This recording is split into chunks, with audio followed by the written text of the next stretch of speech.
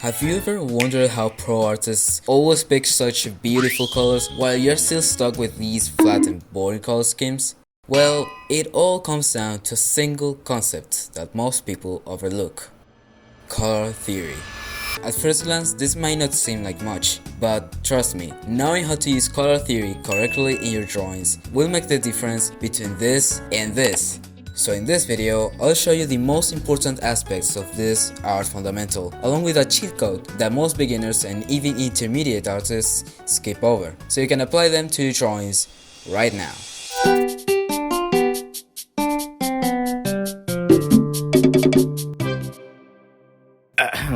But is color theory really that important when drawing? I mean, there are a lot of beautiful masterpieces that use only shades of gray. If color is that complicated, why shouldn't I just leave my drawings in black and white? Should I even add color to my drawings at all at this point? I need to prepare myself to answer this question.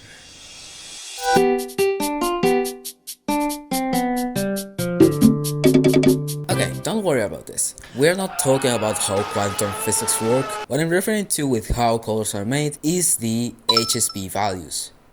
HSB stands for hue, saturation, and brightness. Hue is the identity of the color, what color we are referring to: red, blue, yellow, green, I think you get it. Saturation is the intensity of the color, how vibrant it is. With no saturation at all, we get grayscale colors, whereas with high saturation we get really intense colors. And brightness is, well, the brightness of the color, how light or dark it is. By combining and tweaking these three values, you can create any color you want. But it's important to know that not every color might be good for your drawing. So what separates a color from a great color? To answer this, we need to look at the SB part of the HSB values: saturation and brightness. We'll get to hue later, but for now let's look at these two. When choosing colors, you want to make sure to keep a moderate saturation. Don't go all the way to 100%, because otherwise you will burn your eyes before you can even continue your drawing. By desaturating just a little bit more your colors, you'll create more cohesive and pleasant schemes and palettes for your artworks. Obviously, every rule has its exceptions. There's color palettes that are mostly saturated colors. We'll get to color palettes later though, so I won't explain this much. Now, if we take a look at this rainbow over here and put a grayscale filter on it, we can see that even though each one of these colors have saturation and brightness all the way to 100%, we can see that by nature, yellow is way brighter than this blue, which is by nature really dark. When choosing colors for your drawing, try to have a wide range of values to make sure shadows have enough contrast relatively to highlights. That was awkward. This example over here has bad use of values. As you can see, having low contrast makes the drawing look uncanny and less readable than this example over here, which has a wider range of values around the whole drawing, going all the way from really dark to really bright. And there we go, now you know how to choose overall better colors for your drawing. After only this, the difference is massive, but we can't stop there. We still need to know how to choose better colors for shadow and highlight areas for our drawings.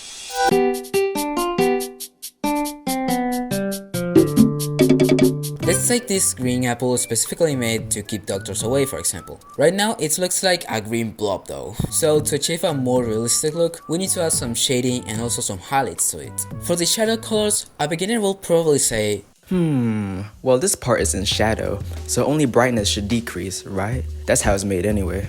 And they will be partially wrong, because even though the value structure will be right because brightness decreases in shadow areas, it's not very realistic. In real life, when a color goes darker, it doesn't only change the B in HSB, it changes all HSB values. So when going into shadow areas, don't decrease in brightness only. Make the saturation higher or lower too, depending on the style you want. Okay, that's surely better than before, but something's missing. Remember what I said earlier? In real life, we change all HSB values. So the only value missing is... At first glance, this might not seem very logical, because if this apple is green, then why will we make the shadow colors blue? Well, let me explain this to you by taking a picture of the green apple, specifically in real life this time, and using a color picker to see the actual colors in the image. If the apple is green, then the shadow colors and highlights should be green, right?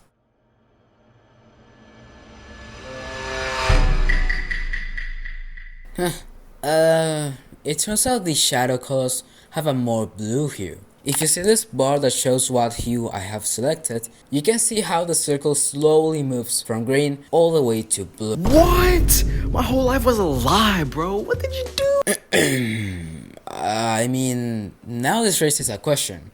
Why does this happen? Well, this is because of two types of light that are always present in real life.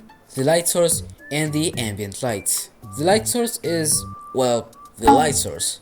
In the case of the Apple picture, the light source is the sun, and the ambient light is what we could call the color of the scene, what color predominates in the drawing. In the case of the Apple picture, the ambient light will be the sky, because it's what predominates in this specific scenario. What does this mean? That the color of the scene is blue. This works with every scenario you can imagine. In underwater scenes, the ambient light will be either blue or green. In warm scenes like a volcano, it'll be red. In forest scenes, it'll be green. Yeah, you get it. This is why you can see how colors in landscapes always shift in hue towards yellow on highlights and towards blue and purple on shadows. Because the light source is always the sun and the ambient light is always the blue sky. Now, knowing this, whenever you shade your drawing, first set up your light source and your ambient light. Then, whenever you are going into highlights, hue shifts your color ramp towards the light source color, besides going higher in brightness and less saturated.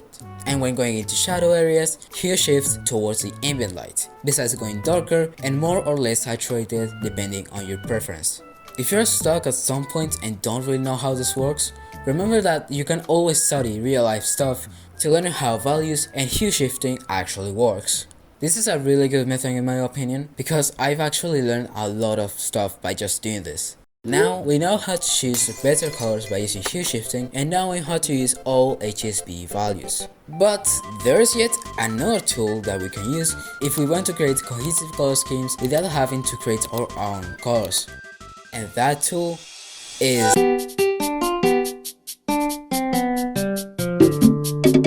take one color and duplicate it multiple times to make it both go dark and bright. Now you just created a color ramp. Then you can hue shift the ramp however you want. For example, hue shift red towards purple as it goes darker or yellow as it goes brighter. Repeat this with as many colors as you want. Why am I telling you to do all of this though? Well, because that's the simplest and most efficient way of creating a color palette. Even though you can draw stuff with as many colors as you want, sometimes it's better to use a few colors on your piece, because that's what makes pixel art in the first place. We can break down color palettes into two main parts, the cartoon side and the realistic side. Cartoonish color palettes often have just a few saturated colors, or color ramps with high hue shifting and contrast, whereas the realistic side have more colors and more desaturated, as well as low hue shifting in some cases. Color palettes can follow color schemes. Monochromatic, analogous, and complementary are the most common ones, but you can follow any color scheme with this. We'll get to this topic later on, so stay tuned for that. Color palettes are very versatile, so when creating a color palette, you can think on how the colors can be combined. Desaturated colors, for example, work very well together, since as there's not much tint on them, you can combine them and the transition between one another will be very subtle. This is mainly one of the reasons that experienced artists often go for more desaturated color schemes, because they have more freedom when it comes to combining them. Saturated colors, on the other hand, can also be combined in different ways like desaturated palettes, but the combination of these bring up more retro and cartoonish vibes. Now hopefully you have a more clear mind when you want to choose a color palette, either to challenge yourself or as a stylistic choice. They are also really helpful to get cohesive pieces because the colors you are using have already been selected for you, but they also hide a secret. And that secret is... And here we are. This is a cheat code I've been talking about since the beginning of this video. Pay attention to this because this may be just what you need to improve your color palettes or just color schemes in general. So, midtones. What are they? What is their purpose? Well, a midtone is just a transition color between two colors, just like gray does between black and white, for example. Now, you can replace this gray tone with any color you want and it'll still work as long as the brightness of that color is between black and white. This is the purpose of a midtone. The cool thing about them is that when we change them, it seems like the color of the ramp also changes. The most common midtone color used by artists is gray. Another less common one is a desaturated brown. Since these colors don't change the color of the ramp that much, they are very versatile as midtones. Let's say I have this blue to cyan color ramp. I could easily just add a brighter blue in between and it'll look just fine. But it can look even better if I replace this blue with another color. This green, for example. At first, you may think this is a somewhat random decision, but with this new midtone color, the color ramp feels more colorful and interesting than with a bright blue. Obviously, this is not any shade of green.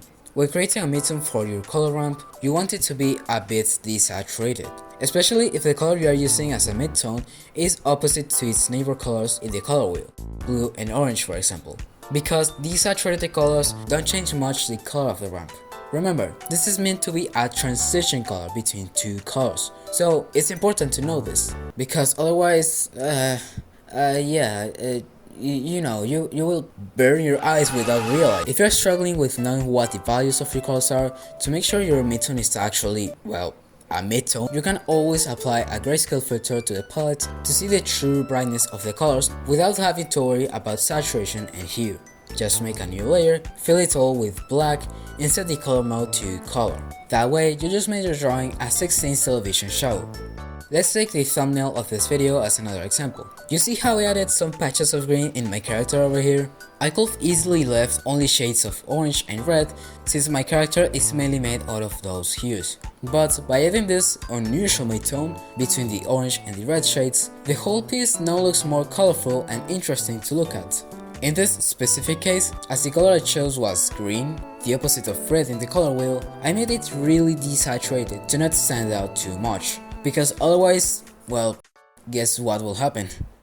I would literally burn your eyes. So in conclusion, it all comes down to the style you want for your drawing. Knowing that, you'll automatically be able to decide what color palette you want to use for it. And if you are making your own color palette, knowing how to use midtones will give you much more interesting and colorful color schemes.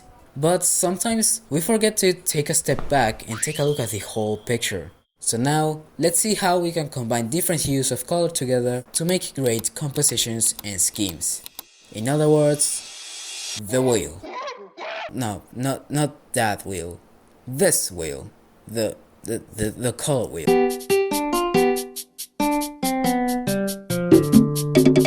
The color wheel can give us information about how colors can be organized or combined to create contrast in your drawings. For example, opposite colors complement each other. Use them to create more contrast in your scenes, to make the subject or focal points stand out from the rest, for example. The complementary color scheme is just one out of many color schemes that the color wheel has to offer. For example, we also have monochromatic, analogous, triadic, split complementary, square, rectangular, etc. Yeah, there's a lot. Though from all of them, I only use complementary, analogous, and monochromatic. So yeah, you don't need to complicate it that much. Here are some examples of each one of the color schemes I just mentioned, so you can know which one to use for your drawing.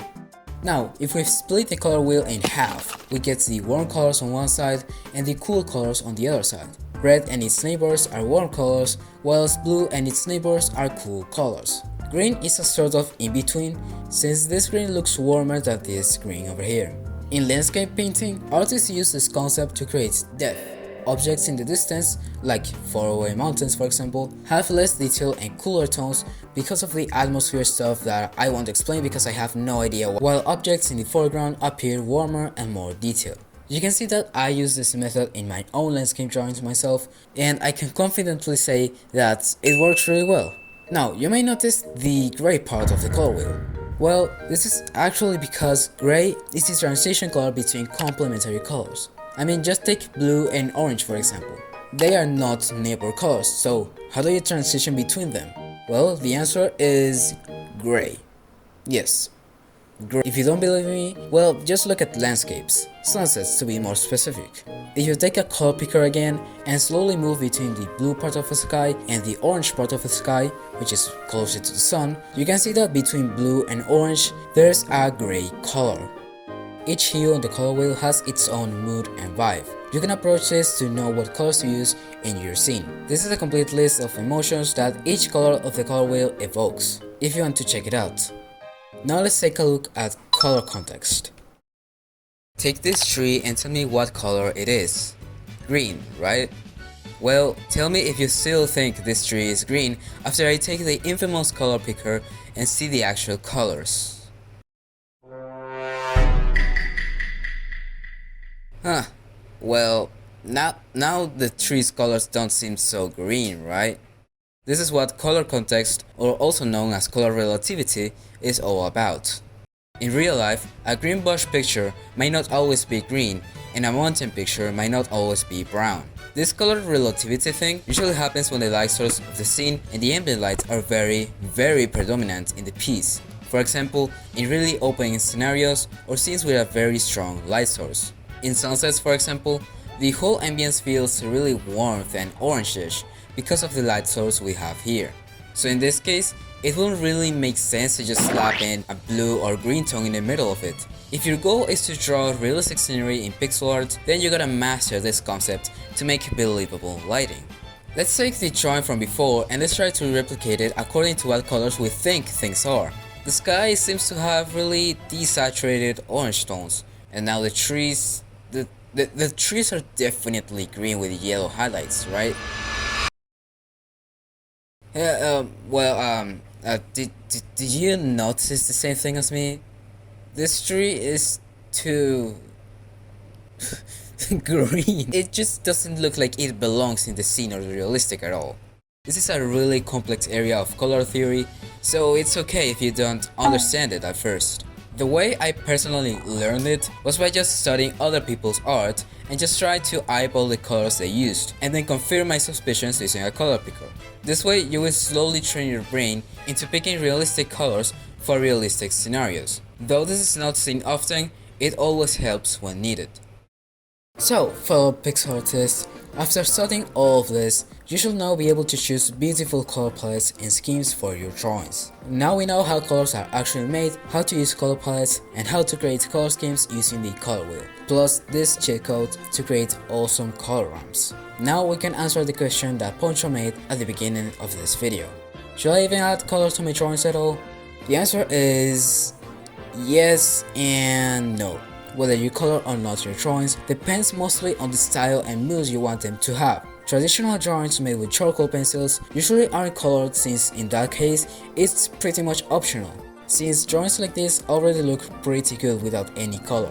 In digital art, drawings without color have whole new meanings. They can go from a style monotone mood to an old 80s television vibe to even replicating anime mangas, which are in black and white. So instead of asking, should I color my drawings, you should rather ask, what's the vibe, mood, and style of my drawing gonna be? Whatever answer you give to this question alone will tell you if you want to color or not your drawing. Man, it will even literally tell you the colors you use in the drawing. So yep, I guess that's it. I think I didn't forget anything. Well, if I did, that's because it's too complicated for me to understand, okay? Yeah.